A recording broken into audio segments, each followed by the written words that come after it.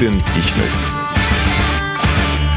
У нас разговор главным образом посвящен неонулевой дискриминации. Расскажи вообще для начала, что такое дискриминация, она вообще чаще сознательная или бессознательная, и что такое толерантность, и как бы выглядело абсолютно толерантное общество. Дыскрымінацыя агулам гэта пра два магчымыя дзеянні. Першае гэта пра стварэнне умоваў для дыскрымінацыі, то бок, такое умоўна кажучы пасіўнае дзеянне, а ёсць пра актыўнае дзеянне, гэта калі вы, сходзячы з вашага меркавання прыдузятага да пэўнага чалавека альбо да пэўнай групы, толькі таму, што гэтая група мае нейкі там прызнак, сацыяльны ці не абавязкова, вы абмяжоўваеце гэтую групу, гэтага чалавека ў рэалізацыі яго права альбо законнага інтарэса адстойвання. Вось, і гэта так коротка дыскрымінацыя. Яна бывае розных формаў, яна можа грунтавацца на самых розных прызнаках, часам нават не зусім відавочных, але калі казаць пра тое, ці яна прадуманая, ці мы разумеем, што гэта, ці мы усведамляем, што гэта дыскрымінацыя, тут, напэўна, варта сказаць пра тое, умоўна кажучы, а якая гэта дыскрымінацыя, хто з'яўляецца асноўным суб'ектам, актарам гэтай дыскрымінацыі. Калі мы кажам пра тое, што умоўна у вагон метро заходзіць чалавек кітайскай знешнасці, прыкладна, нам падаецца, і ён 2 разы суха кашлянуў, і частка людзей, якая ехала ў гэтай частцы вагона, адыходзіць у другую, а раптам, то гэта пра такую, напэўна, не зусім усвядомленую дыскрымінацыю, бо кіруюцца людзі проста стэрэатыпамі, а што калі раптам, альбо яшчэ штосьці, ці калі мы бачым чалавека ромскай нацыянальнасці, абавязкова трэба прытрымаць нейкія кішэні, торбы, а раптам, І гэта таксама пра тое, што ёсць стэрэатып, ёсць нейкае прадузятае стаўленне да гэтага чалавека, і трымай каня побач, нават калі у цябе каня побач няма. Вось, а калі мы ўжо кажам пра больш такі высокі ўзровень дыскрымінацыі, які ідзе ад дзяржавы у выглядзе дзяржаўных органаў розных, пасадных асобаў, калі умоўна сітуацыя в Магілёве, якая была, калі памятаеце, прадстаўнік міліцыі здзейсніў самагубства, але пры гэтым напісаў, што вось яго выкрылі цыгане, і проста ўсіх мужчын ромскай нацыянальнасці сабралі, скінулі, яны сидзелі там даволі доўга, іх там трымалі, і некаторыя былі нават летальныя вынікі, бо усе нерваваліся і гэтак далей. І не адзін такі умоўна, прыклад ёсць, бок варта разумець, калі мы дакладна разумеем, што дзяржава не дае рэалізаваць сваё права людзям нейкім, толькі таму, што яны вось такія, толькі таму, што яны там кітайскага паходжання ці яшчэ чымсьці, то гэта ўжо пра даволі моцную усвядомленую дыскрымінацыю. Калі гэта на бытавым узроўні дыскрымінацыя, то яна хутчэй за ўсё не разумеецца людзьмі, дыскрымінацыя просто так все робяць, а раптам. Получается, причина дискриминации в основном в стереотипах. Увогуле ёсць такая здоровская, называецца піраміда гвалтаў,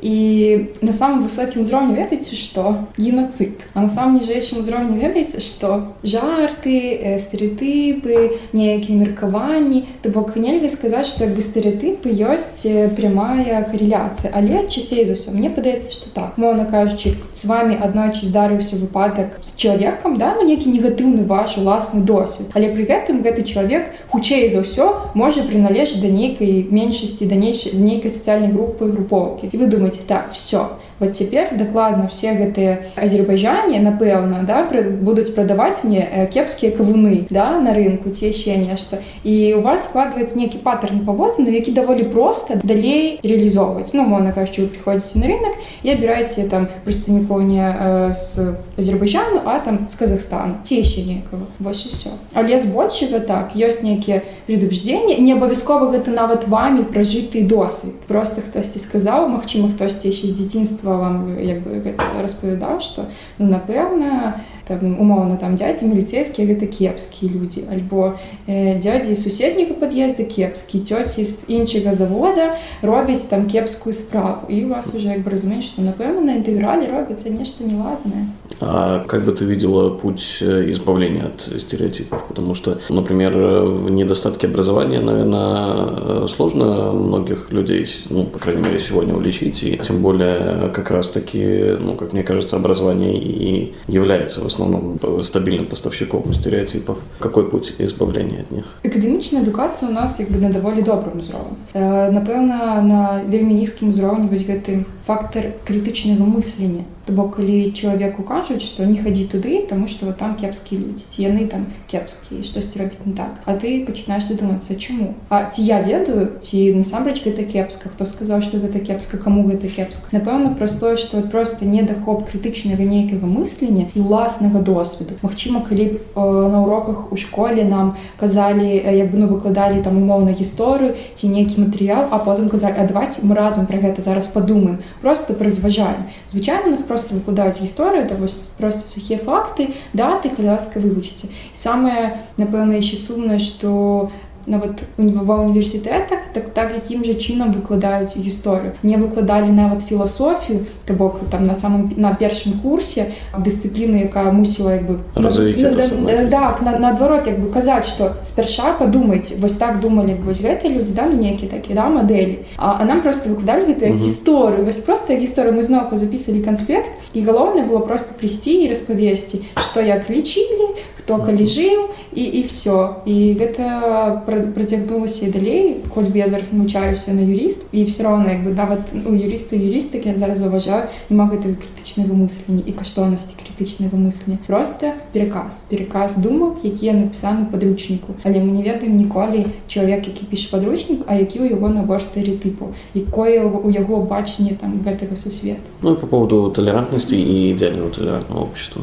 Талерантнасць гэта пра цярпімасць, прычым не да людзей, да светапогляду іншых, да меркавання іншых людзей. Выключна талерантнае грамадства. Мне часам кажуць, што гэта нейкае такі, умоўна кажучы, абсурд і ідылія, не дасягаюць на такое грамадства. Але мне падаецца, гэта магчыма зрабіць. Магчыма, канечне, прасцей, калі ўсе проста аднаго меркавання, і тады не трэба будзе прыслухоўвацца і як бы паважаць, цярпець меркаванне іншых. Але агулам таксама просто вось гэтую унутраную эмпатыю і цярплівасць да меркавання ў іншых магчыма гэта пабудаваць. Проста з самага, напэўна, з дзяцінства казаць, што няма вернага меркавання. Ёсць меркаванне 1, 2, 3, 4, А, Б, С. Але часам нас жа вось очень любяць казаць, што рашэнне ў гэтай там нават сацыяльнай нейкай праблеме ці яшчэ нечым толькі такое, толькі яно вернае, да? І у меня нават бацькі мае кажуць часам, да, калі чымсьці дзелюся, кажуць, Даша, ты кажаш неправільна, альбо ты робіш неправільна, гэта все. Але пры гэтым я там магу распавядаць просто про то, што там некаторыя мужчыны там не вітаюцца за руку з жанчынамі, да? Кажуць, Даша, гэта неправільна, не мусіць быць так. Вось, і все. Ну, идеал хотя бы ценен тем, что это единственный способ что-то поменять. На твой взгляд, Беларусь толерантная страна? Не. Я просто заўсёды очень моцна намагаюся не спрачацца з людзьмі, якія кажуць, што вось Беларусь жа талерантная краіна. Я не ведаю, хто придумаў гэты міф, гэтую казку, але калі Беларусь была талерантнай, то напэўна беларусы б не збіралі 55 000 подпісаў беларускія хрысціяне за адмену гей-прапаганды ці за тое, каб скасаваць усю транспартную камунікацыю там з Кітаем. І я трошки посміялася, калі як бы да, коронавірус прыйшоў, але ён прыйшоў як бы не ад прадстаўнікоў кітайскага, ну як бы да, вось Кітая. І я такая, ну што ж тут зробіш? Таму не толерантны зусім. Как ты думаешь, какие вообще причины для этого есть? Может, какая-то и историческая подоплёка? То есть, может, что-то от Советского Союза? Магчыма, гістарычныя карані гэтага былі яшчэ глыбей, бо мы моц таго, што знаходзіліся пасярэдзіне, так? Праз нас праходзілі розныя канфлікты. Мы часам нават ні з кім не канфліктавалі, праз тое, што там з бакоў, зверху, знізу хтосьці канфліктаваў, як бы чамусьці крайнімі былі мы заўсёды, да? Нас рвалі і гэтак далей. І магчыма, вот яшчэ на тым гістарычным этапе было вось гэта так, спакойна. Давайте як бы прымем адну пазіцыю і не будзем спрачацца ні з кім. Магчыма, з таго часу. І зараз вось кажуць, што мы такія пасіўныя, проста каб все было добра. Магчыма, проста таксама на гэтым закорку ёсць, што абы не было вайны. Бо праз нас уже столькі было вайны, што нават людзі, якія не бачылі гэтай вайны, разумеюць, што ніколі больш. Как соотносится государство и правозащитная деятельность? Мне вельмі хочется казаць, што мы заодно. Ну, мы за чалавека, за чалавечую годнасць, за тое, каб будаваць насамрэч правую дэмакратычную дзяржаву, дзе чалавек і ягонай годнасці ёсць найвышэйшая каштоўнасць. Але мы не заўсёды бачым гэтыя шляхі аднолькавымі. Гэта механізмы дасягнення гэтых мэтаў не заўсёды, на вялікі жаль.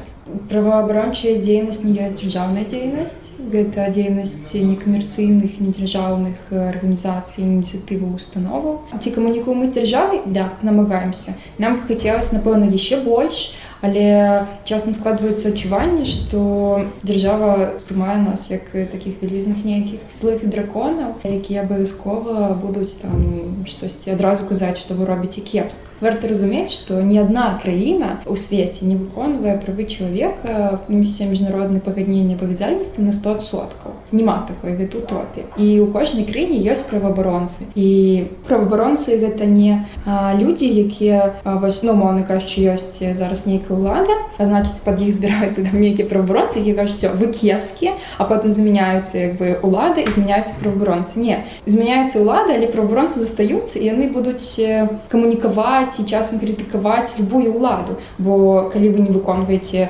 прынятыя на себе абавязальніцтвы, калі вы не ставіце чалавека ні ў ва што ці там менш, чым ні ў ва што, то давайте як бы будем честными. А не получается ли, что если говорить о правозащитной деятельности как прерогативе гражданского общества, да, больше такой активной части населения, то вот это вот гражданское общество, оно как бы между двух огней, с одной стороны, такого большинства нетолерантного и не хотящего стать более терпимым, и государство, которое не хочет задействовать механизмы для того, чтобы что-то изменить. Я, напевно, першасна скажу, што праваабарона гэта не заўсёды, ну, як бы у краінах дэмакратычных правых праваабаронцы гэта, ну, не заўсёды асобы з недзяржаўнага, некамерцыйнага сектару. Ёсць омбудсмен і омбудсвумен, то бок гэта дзяржаўныя чыноўнікі, якія адказныя, да, за ўсю гэтую сферу правоў чалавека і выканання і гэтак далей. У нас у Беларусі, на вялікі жаль, няма такого чалавека.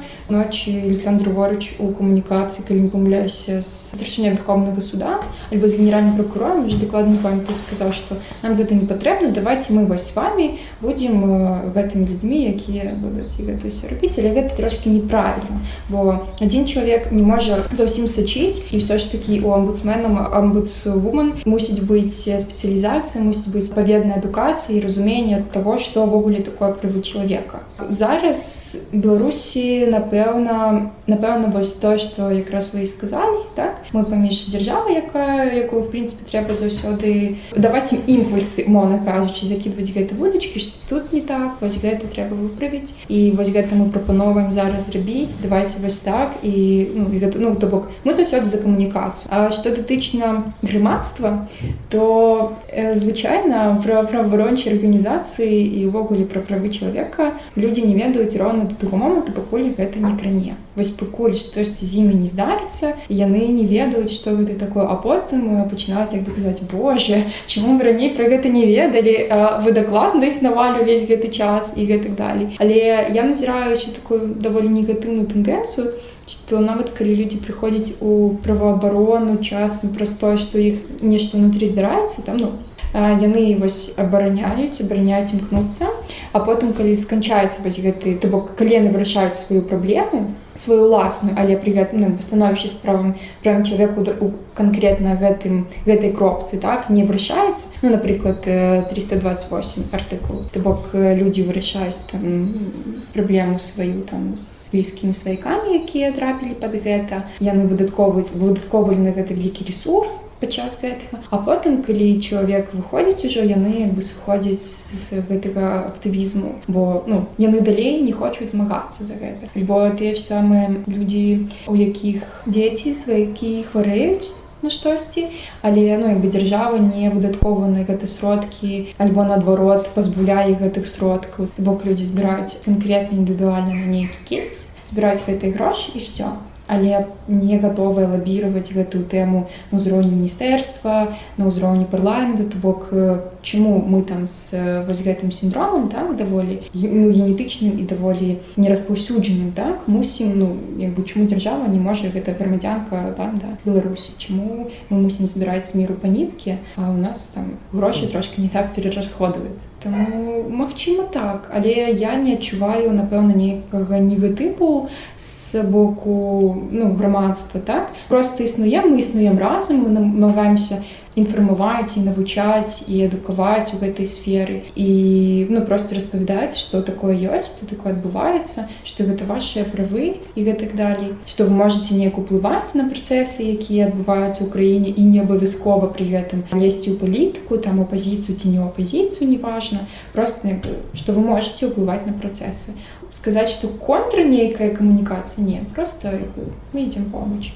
Создание толерантной культуры, оно как-нибудь противоречит национальной культуре? То есть, другими словами, может ли стать белорус толерантным, не перестав быть при этом белорусом? Ну, конечно. Мне падаецца, гэта пра выключна нейкі. Гэта пра ідэнтычнасці чалавека, але давайте памятаць, што чалавек умяшчае сабе проста сотні, тысячы ідэнтычнасцяў вокруг. Мне спадабалася вельмі адно практыкаванне, рабіла адна жаночая ініцыятыва, і яна папрасіла удзельніц семінара, іх там было зусім нешмат, падаецца 10, намаляваць на картках, просто напісаць, якую ідэнтычнасць вы сабе зараз адчуваеце. Там жанчына, працоўніца офісу, там яшчэ што-небудзь. І кожная з іх напісала як мінімум 20. І гэта пры тым, што час быў абмежаваны, так, і трэба было, ніхто не рыхтаваўся, трэба было хутка гэта нагенераваць. Вось калі проста сесці аднойчы і падумаць, а хто я ёсць з пазіцыі таго, колькі розных ідэнтычнасцяў у мяне я адчуваю, у мяне ўкладаецца, то, безумоўна, можна быць толерантным і беларусам, і блакітнавочым, і яшчэ там тысячы розных ідэнтычнасцяў. Таму гэта ніяк не супярэчыць нашай культуры. Наадварот, мне падаецца, у нас шмат канфесійная краіна, і мне падаецца, што нягледзячы на тое, што там з дзяцінства нам казалі, што калі там пабудаваўся нейкі прыгожы жылы дом вялікі, то это, напэўна, баптісты сабе зрабілі царкву. Нават нягледзячы на ўсе такія нейкія негатыўныя, магчыма, прадузятыя меркаванні, мы ўсё ж такі нармалёва ўжываемся, мы разам стаім у чарзе ў краме, мы разам едзем у метро, пры гэтым даволі там ніхто, калі бачыць там нейкага чалавека, не лезе з агрэсіяй, актыўнай агрэсіяй. Мне вельмі падабаецца прыклад вуліцы Кастрычніцкай, дзе ўжываюцца там самага рознага кшталту рэстарацыі, пры гэтым ёсць культурныя цэнтры нейкія, людзі разам камунікуюць. Канешне, мяне вельмі смуціла сітуацыя, якая адбылася з прадстаўніком ЛГБТК, рэжысёрам, якога пабілі за тое, што ён прадстаўнік ЛГБТК. На Октябрьскай? Гэта была на Кастрычніцкай, так. Калі не памыляюся, увосень ці ўвесну гэтага году. Але пры гэтым мне падаецца, што Беларусь на шляху да талерантнасці да нейкай. Всё часцей мы падымаем, знімаюцца і ў СМІ, і не толькі СМІ гэтае пытанне, што нягледзячы на тое, што гэты чалавек трошкі адрозніваецца ад вас, чымсьці гэта не нагода, каб думаць пра яго кепска, што ён абавязкова гэта здзейсніў. Розныя СМІ, безумоўна, розныя рэгіёны, і за ўсю Беларусь, напэўна, нельга так казаць, абагульняць, бо таксама варта разумець, што кожны ў нейкім сваім кокане такім. Але я просто нават бачу там за іх малодшых сёстрах, што ў іх школе гэта часцей узнікае пытанне, там, калі кагосьці буляць у школе там на ўзроўні 4 класу, то намагаюцца раскруціць гэтую спіраль, да? Чаму гэта дзяўчына трапіла пад, чаму вы яе абзываеце там? Тому што яна толстая, да? А вы лепш, умоўна кажучы, тое, што у дзяўчыны ёсць, яна адрозніваецца ад вас на цяперашнім этапе, зусім не азначае, што яна горш. Паглядзі, ты таксама адрозніваешся, да? Яна дзяўчына, ты хлопча. І што, гэта не нагода быць горш. Бо яна там носіць спадніцу, а ты не носіш спадніцу. І мне падабаецца, бо закладваецца вось гэтае крытычнае мысленне, хаця б мінімальна. Не ведаю, як далей будзе ў сярэдніх класах і вышэйшых, але меня это радует моцно. И вопрос, который мы задаем всем гостям идентичности. Лично для тебя, что такое быть белорусом? Я не ведаю, что такое быть белорусом, я ведаю, что такое быть белорусской. Хорошо, что такое быть белорусской? Для меня это такое что-то очень имманентное адчуванне. Это просто про то, что мои бацькі нарадзіліся тут, я нарадзілася тут. Я амаль кожны дзень мушу думаць пра светлую будучыню Беларусі і хаця б нейкімі дробнымі дзеяннямі будаваць яе. Часам адстойваць сваё права размаўляць па-беларуску, тлумачыць у краме, што такое, ну, як бы не бульба, там, ну, там, гарбата, умоўна кажучы. Мне хапала розных сітуацый, і некалькі разоў паўтаряць падчас лекцый, пар, што я хочу данесці. Бо ўсё гэта, ну, як бы ўсё кажу па-беларуску, і ввогуле прасоўваць тое, што як бы беларушчына, яна вось такая, можа быць такое, можа і не быць. Ну, для мяне, напэўна, так, вось быць беларускай, гэта быць актыўнай грамадзянкай грамадства, прадстаўляць ідэю беларускага студэнцтва, беларускай моладзі, ідэю таго, што гэтыя групы норм, яны актыўныя, і адказваць на нападкі старэйшых пакаленняў, што яны не ок. Мы очень даже ок.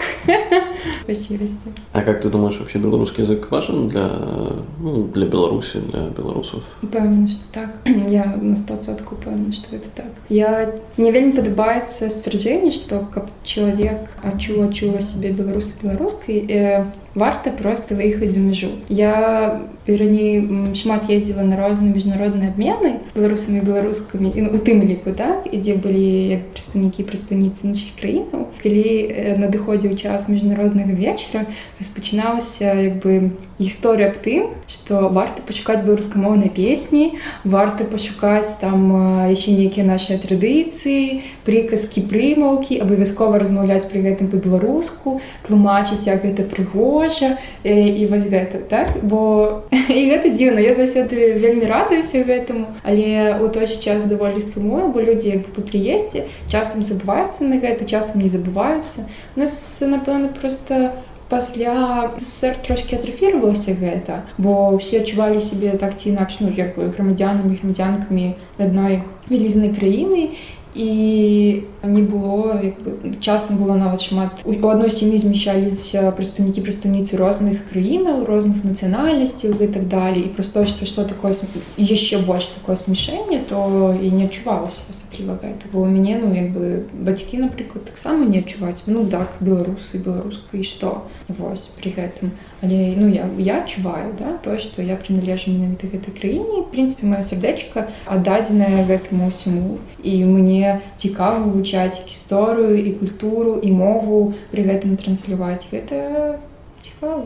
В чем разница между правозащитником и политиком? Где проходит эта граница? Правоабаронцы не імкнуцца стаць палітыкамі. Тут, напэўна, таксама як з дзяржавай трошкі. Мы, хацелася б сказаць, імкнемся да аднаго, да вырашэння нейкіх праблемаў грамадскіх, да адстойвання пазіцыі чалавека падчас парушэння дзяржавай правоў, але праваабаронцы робяць гэта дзеля таго, каб дапамагчы чалавеку і дапамагчы чалавеку, ну, як бы, да, кропка, і павысіць узровень, ввогуле палепшыць сітуацыю з правамі чалавека ў краіне, то палітыкі часам гэта робяць для таго, каб атрымаць нейкі сацыяльны статус, нейкі рэйтынг і далей прыйсці да ўлады. Як бы можна сказаць вось так. То бок праваабаронцы, яны уздзейнічаюць на людзей, якія прымаюць рашэнні, а палітыкі намагаюцца стаць гэтымі людзьмі. Вось гэтая мяжа. Бо калі ты ўжо перекрочваеш гэта, калі ты праваабаронца, окей, ты вырашаеш праблему, ты вырашаеш прыйсці звярнуцца да дэпутата, дэпутаткі з прапановай законапраекта. Так? Ты прыходзіш, распавядаеш, чаму гэта важна, у тебя ўжо ёсць канкрэтнае прапановае рашэнне, ты абгрунтоўваеш сваю пазіцыю, ну і як бы уздзейнічаеш на гэтага парламентаря, калі ласка, узніміце гэта пытанне. А калі ты ідзеш на выбары ў парламент і тыкаешся, типа, у мяне ёсць законапраект, распавядаеш падчас сваёй парламенцкай кампаніі, чаму гэта важна, безумоўна, ты здорава, ты робіш круто, ты вырашаеш некую социальную проблему, але при этом ты уже выкарыстоўваеш палітычныя сродкі. Что такое гражданский активизм в Беларуси? Это не сказал, что это супольнасць людзей, потому что это что-то такое, як быццам бы закрытое, что вот вось гэта людзі ёсць, толькі не, гэта просто актыўныя людзі, якія займаюцца самым розным відам актывізма, незалежна ад горада, ад вёскі, дзе яны пражываюць. Для мяне актывізм гэта, напэўна, вельмі шырокае такое разуменне. Умоўна кажучы, калі я жыву ў вёсцы і я вырашаю, што, умоўна кажучы, вось гэтую алею ніхто не прыбірае ніколі, там, ну, як бы, а мне хацелася б там гуляць, і каб там людзі хадзілі, і я забіраю, там вешаю на краму нейкую паперку, кажу: шаноўныя вяскоўцы, давайте вот як бы збіраемся ў гэтую суботу, вось гэтае прыбраць. Супер, гэта ўжо першы крок, мне падаецца, да актывізму. Мне вельмі падабаецца адно даследаванне, яно датычна больш моладзевага сектару. Вось маладыя людзі, якія ведаюць пра дзейнасць грамадскіх арганізацый, маладыя, лічуць у большасці сваёй, там прыкладна 60-70%, яны лічаць актывізмам і удзелам у моладзевых арганізацыях тое, што яны ставяць лайк ці там каментуюць, неяк расшэрываюць навіны з арганізацый. Так? То бок, нават да такой ступені пашыранае разуменне маладых людзей, і я цалкам падтрымліваю, здорава, калі нават у сацыяльных сетках праз медыа ты неяк рэспектуеш гэтым арганізацыям падтрымліваеш. Нават там, калі ты данаціш арганізацыі, мне падаецца, гэта таксама пра падтрымку актывізму. Так? Калі ты прыходзіш на івенты, але пры гэтым не проста спажываеш, так? Штось табе даюць, але пры гэтым штосьці мінімальна робіш, там, распавядаеш, што вот, калі ласка, там, прикалі такая цікавая ініцыятыва, я там была, мне спадабалася, можа, знаём, да, калі распавядаеш, магчыма, табе таксама будзе цікава гэта. Актывізм, да, вось такім, напэўна, вельмі шырокім сэнсе. 115 падаеце заявку для того, каб усяму пад'езду было светло хадзіць, здорава, гэта таксама. Вы ж робіце гэта не толькі для сябе, але агулам для кагосьці яшчэ. Я понимаю, что именно в жизненном плане, ни у тебя, ни у меня нет такой прямой возможности как-то сравнить, как было раньше, как сейчас, но в целом, как ты думаешь, сейчас больше людей вовлекаются в гражданский активизм, чем, например, 10-20 лет назад? Спад или рост? Сейчас можно говорить. Я могу зараз пакуль што адказваць толькі за моладзевы актывізм. Я кручусь непасрэдна ў гэтай коле. Я могу сказаць за свой, магчыма, невялікі досвед 3 год, што ёсць нават не той, каб год мерыць, так? Вот як бы 10-годдзямі хочам мерыць. А ёсць пэўныя ввогуле такія прамежкі часу. І гэта залежыць там ад самых розных фактараў, калі мы кажам пра моладзь, напрыклад. Гэта могуць быць такія нейкія вялікія падзеі, умоўна кажучы, выбары і пасля выбары, там, перадвыбарчая кампанія, так? Калі адбываюцца нейкія змены ў грамадстве, у сацыяльным жыцці, калі трошкі ціску аказваецца там з боку універсітэту, з боку адміністрацыі, то часам гэта паніжаецца ўзровень актыўнасці, людзі не зусім гатовыя штосьці рэалізоўваць і штосьці рабіць. Часам кажу, просто перечакаць такую не зусім ёмкую сітуацыю. Ёсць таксама умоўна час сесіі, калі мы кажам пра моладзь, тады таксама не вельмі актыўны. Ёсць час лета, калі людзі гатовыя тусавацца і рабіць нешта там для кам'юніці умоўна, там прыходзіць на фестывалі, падтрымліваць на фестывалях актыўнасці, там так, вы здаровскую працу робіце, мы з вамі, як бы запісваюцца там, кудысьці впісваюцца ў нейкія праекты, ініцыятывы, але пры гэтым трэба перечакаць вось гэтыя 3 месяцы і ў верасні, так, распачынаць сезон нейкай такой там адвакатыўнай працы ці працу па нейкіх іншых кірунках, такую больш грунтоўную. А мне падаецца, то 10 год таму, гэта быў 2010 год, якраз гісторыя пасля площади, мне падаецца, што зараз актыўней трошки. Расскажи немного про себя. Где учишься, как пришла вот именно к гражданскому активизму, и, может, когда будешь получать профессию, какую именно нишу в этой профессии ты бы хотела занять? Я навучаюся на факультэце права Беларускага дзяржаўнага эканамічнага універсітэта. На 4-м курсе зараз пишу дыпломную уже працу і буду сыходзіць. Прымаю ступень бакалаўра. Моя гісторыя з актывізмам пачалася яшчэ падчас ліцэйства. Я была ліцэісткай Мінскага дзяржаўнага абласнога ліцэя. І ўжо тады першы год я была журналісткай ліцейскага экспрэса, медыа унутры ліцейскага. Другі год я ўжо стала редактаркай. Вось у тыя часы я намагалася так больш актыўна нешта рабіць у тым ліку для ліцеістаў. І мяне вельмі цікавіла пытанне вось як бы такой сацыяльнай журналістыкі, журналісцкіх расследаванняў. І я, конечно, марила пра юрфак, але ў нейкі момант падумала, што можа быць ўсё ж такі журфак. І у мяне было такое, значыць, падваенне, мяне туды-сюды неяк матала. Але потым я зразумела, што той журналістыкай, якой бы я хацела займацца, я, напэўна, не смогу займацца ў моц розных фактараў. Мне цікава было расследаванні, там, з месцаў нейкіх ваенных падзей, вось гэта все такі, як бы, дынаміка такая. Але я разумела, што, напэўна, не смогу гэтым займацца, і таму ўсё ж вырашыла прытрымлівацца такой сваёй першаснай лініі. Пайшла вучыцца на юрыстку, і У першы час я была журналісткай медыа студэнцкага, самае радіо называется. Першы год я была просто журналісткай, потым я была шэф-рэдактаркай, і нават на той час я была такой трошки, мне падаецца, рэфарматаркай, бо самае радіо гэта медыа ад студэнтаў да студэнтаў, дзе рабілі там на розныя там агляды універсітэцкіх падзей, чуеш там, як падняліся кошты в сталовкі, хто будзе там пойдзе на першакурснік годы і так далее. Мне было цікава трошки больш каштоўнасныя матэрыялы. Я там намагалася прасоўваць беларускую мову, беларускую нейкую андэграўндную культуру музычную, не толькі музычную. Ну і карацей, вось таким дзвіжком была трошки альтэрнатыўна, я б сказала. Але потым са мной здарылася Акадэмія студэнцкага лідарства. Гэта навучальная праграма з адзіночання беларускіх студэнтаў. І я зразумела, што я хацела б займацца правамі чалавека. Ну, ўжо на той час я навукова займалася ювенальнай юстыцыяй, гэта адпраўленне правасуддзя ў дачыненні непаўналетніх, ну, то бок правы дзіцяці. І ў той час мне так моцна кліманула, я зразумела, што я знайшла той стрыжень, вакол якога я яшчэ, напэўна, сябе пашукаю, але дакладна ведала, што гэта будзе звязана менавіта з правамі чалавека. Хоць бы я ў той час ўжо і працавала у суде, эканамічным судзе горада Мінска. Я пахадзіла на стажыровку да адвакаткі. Ну, то бок, у меня спецыяльнасць гаспадарчае права. Я шукала сябе вакол гэтай спецыялізацыі, але зразумела, што спецыялізацыя мне не пасуе, гэта, напэўна. Так, юрыстка, гэта добра, гэта выдатная адукацыя, мне падаецца. Я практыкавалася в грамадскай прыёмнай яшчэ адной праваабарончай арганізацыі, якая займаецца правамі бежанцамі, іностраннымі, ну, як бы замежнымі грамадзянамі, іх правамі. Констант мне падабалася. Я, як дарослая женщина, тэліла в МЗС, такая, распавядзіце мне, калі ласка. А як гэта атрымаецца? Так, з 13-го разу толькі датэлілася па адным пытанні. Вось, і так, у большасці сваёй гэта былі аддзел па міграцыі. Ну, такая цікавая была вельмі практыка, мне вельмі спадабалася. Але зараз я практыкуюся в месцы, якое займаецца адукацыяй асветай у сферы правоў чалавека. І я зразумела, што я, падаецца, на першы час, прынамсі, пакуль мне гэта цікава зараз, я сябе знайшла. Мне гэта вельмі падабаецца.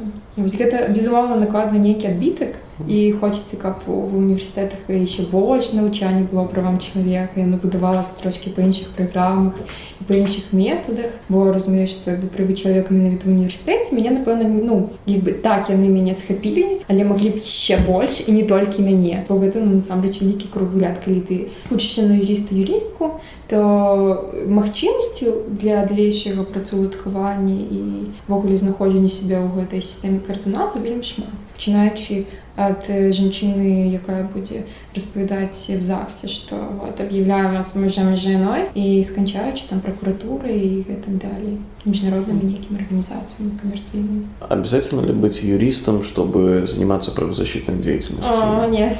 И вообще, какие знания и навыки нужны для этого? Часам юридичная адукацыя вельмі замінае праваабаронцам, бо ёсць такі нарматывісцкі падыход, калі права выкладаецца як закон. Да? То бок то, што напісана, вось гэта ёсць. А то, як бы, а ўсё астатняе, ну, ввогуле, там, гэта ўжо всё, это проста пра нейкую ерунду кажаце, і няма менавіта духу закона, так, духу вось гэтага. Калі казаць пра то, які досвед, які веды мусіць быць у праваабаронцы, варта разглядаць кожны, мне падаецца, канкрэтны кейс. Бо, безумоўна, першы досвед — гэта што такое правы чалавека, разуменне каталогу, разуменне міжнародных механізмаў, нацыянальных механізмаў. Так, тут як бы патрэбна трошкі такой сухаватай юридычнай тэоріі, але агулам варта разумець мэту. Праваабарончая дзейнасць збірае сабе вельмі шмат розных магчымых відаў дзеянняў, дзе, в прынцыпе, калі ты не юрыст, можна займацца чымсьці іншым. Ну, умоўна кажучы, праваабарончая дзейнасць — гэта не толькі напісанне скаргаў, напісанне зваротаў, напісанне іскаў і там грамадская прыёмная і нейкія стратэгічныя цяжбы.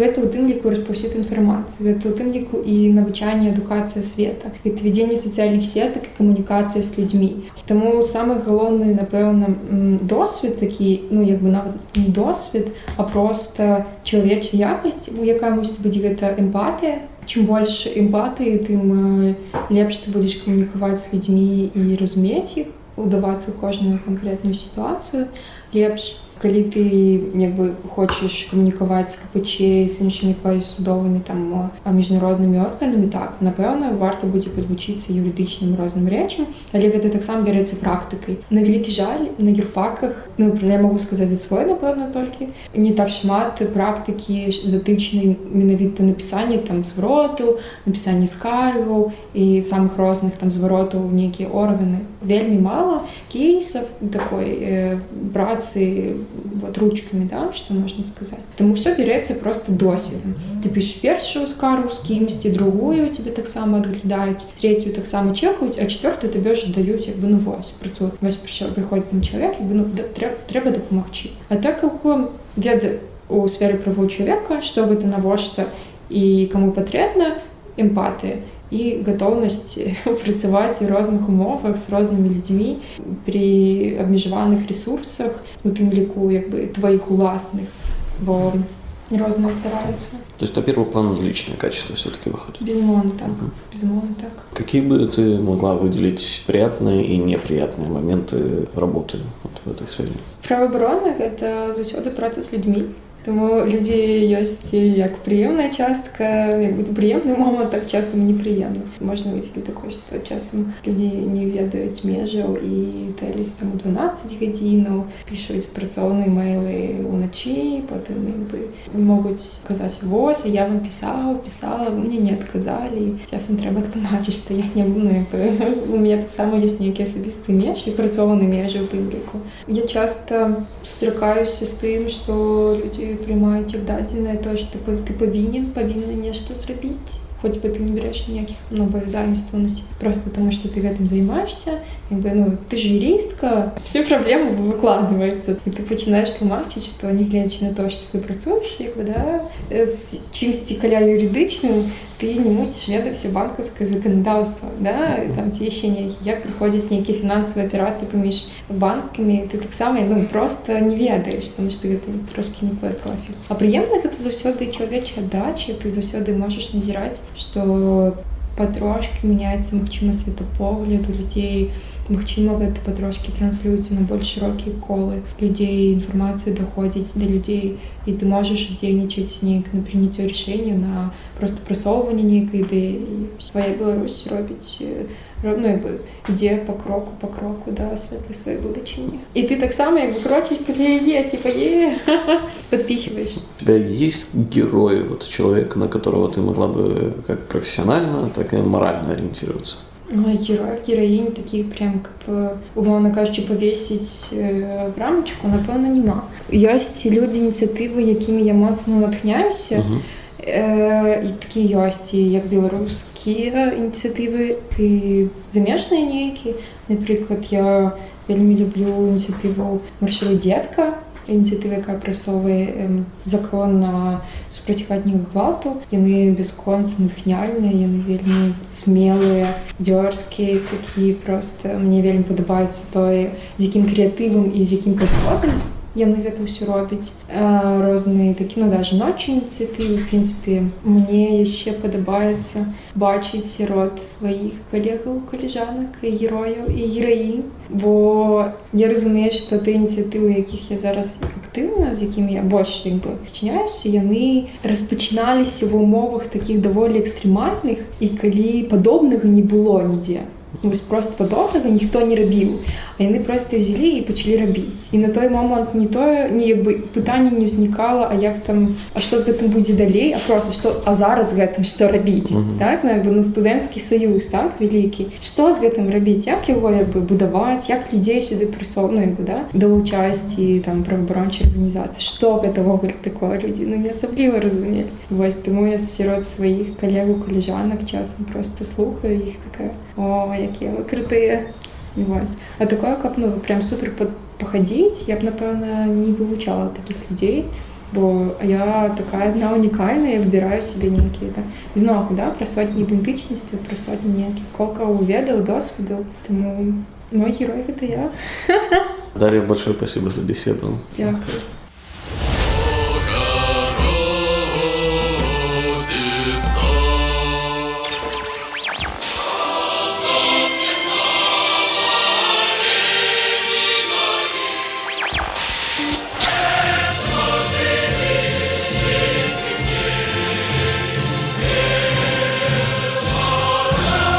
ідэнтычнасць.